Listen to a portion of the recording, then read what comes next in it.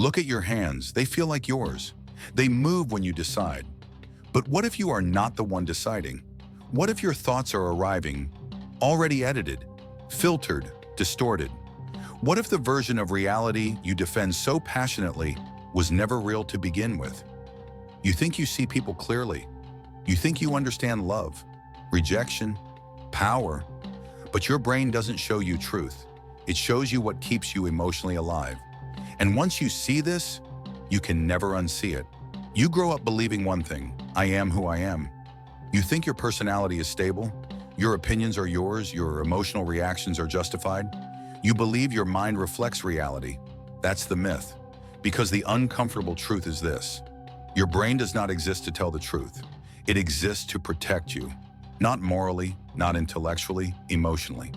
Your brain is not a mirror, it's a defense system. And defense systems don't care about accuracy. They care about survival. Your brain constantly replaces reality with interpretation. Not sometimes, all the time. Every conversation, every rejection, every moment of silence. Reality enters, and your brain immediately asks one question: does this threaten who I think I am? If yes, it gets rewritten. Quietly, instantly, convincingly. That's why two people can experience the same moment and remember entirely different worlds. Because you don't live in reality. You live in a story designed to protect your identity. You don't see events, you see meaning. Someone doesn't text back. Reality, they're busy. Your brain's version: I'm not important. I'm replaceable. I'm losing value. And suddenly your chest tightens.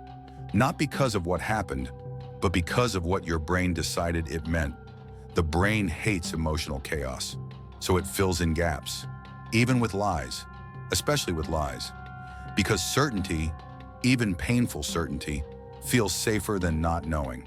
That's why people stay in toxic relationships, not because they're weak, because the brain prefers familiar pain over unfamiliar freedom. Your brain guards your self-image like a bodyguard.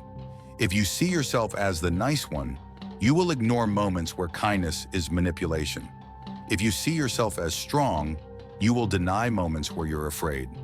If you see yourself as misunderstood, you will unconsciously provoke misunderstanding. Not intentionally, automatically. Because your brain doesn't ask, is this true? It asks, does this preserve who I believe I am? That's why growth feels threatening. Change feels like death. Because to the brain, it is. This is where love becomes dangerous. You don't fall in love with people. You fall in love with your interpretation of them.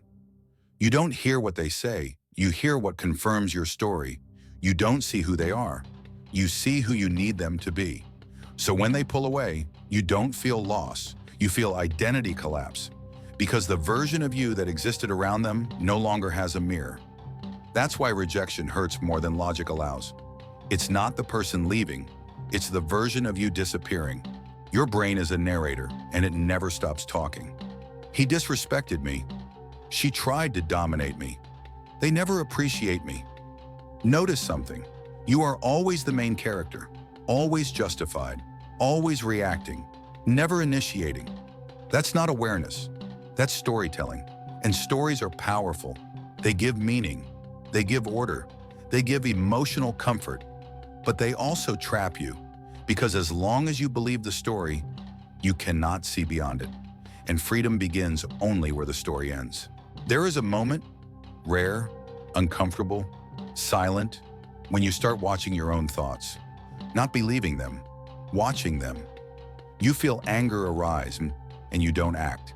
You feel insecurity and you don't obey.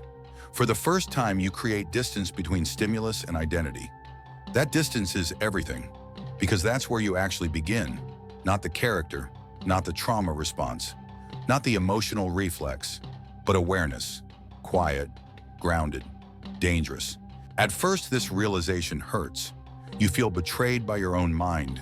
You question past relationships, past reactions, past versions of yourself. Good. That discomfort is clarity entering. You stop chasing validation.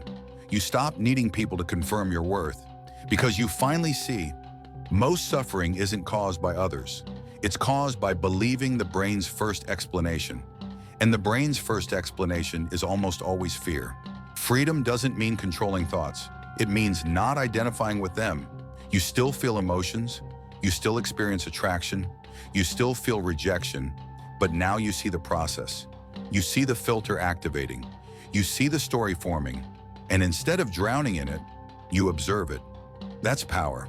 Not dominance over others, dominance over interpretation. When you control meaning, you control your inner world. And when your inner world stabilizes, the outer world loses its grip. You are not broken. You are simply living inside a narrative you never chose. But now you see it. And once awareness enters the room, illusion cannot survive, because the mind creates reality. But consciousness chooses truth.